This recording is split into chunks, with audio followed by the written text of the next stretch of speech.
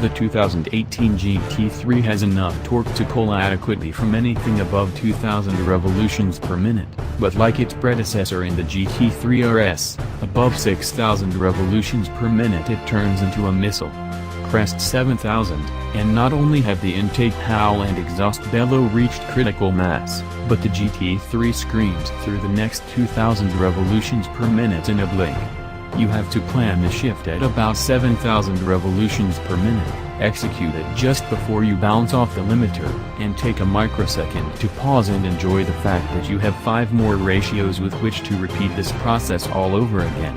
Yup, like the 911R, the new GT3 packs an optional 6-speed manual, as opposed to the 7-speed in the Carrera line. 6 is plenty.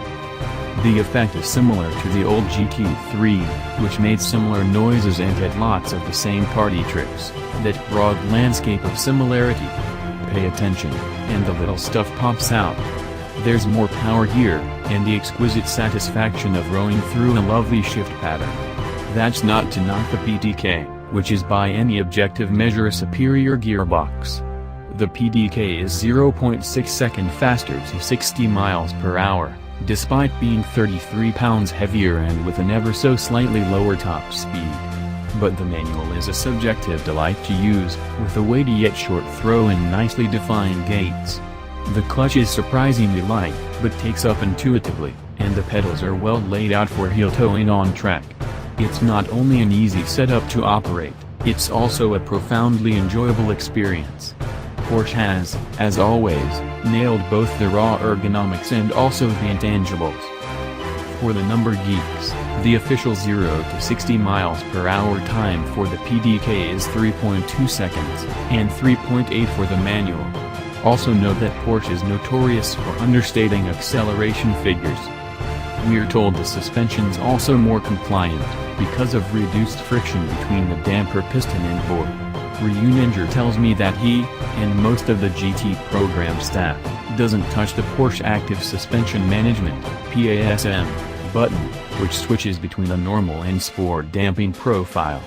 It's stiff enough and normal for track work, he says, and sport would probably be too stiff for the typically rough American road course. The man's right, you know. The ride on the smooth roads winding around Granada is firm but not jarring. Sport damping is like turning up the volume slightly without it becoming deafening, but the car feels more settled and happier, on track or off, in normal mode.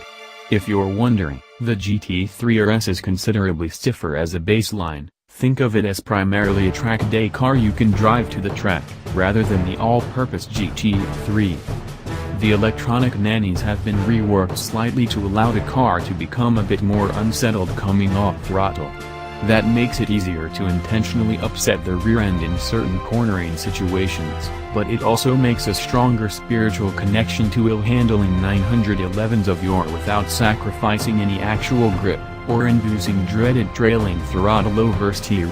And while the PDK gets an electronically controlled rear differential lock with torque vectoring, the manual cars get a lighter mechanical lock, just like other 911s. Apparently there's not much difference in terms of functionality, but it's cheaper to use the electronically controlled version on the PDK cars. That being said, the manual gearbox and mechanical locker are good for that 33-pound weight savings.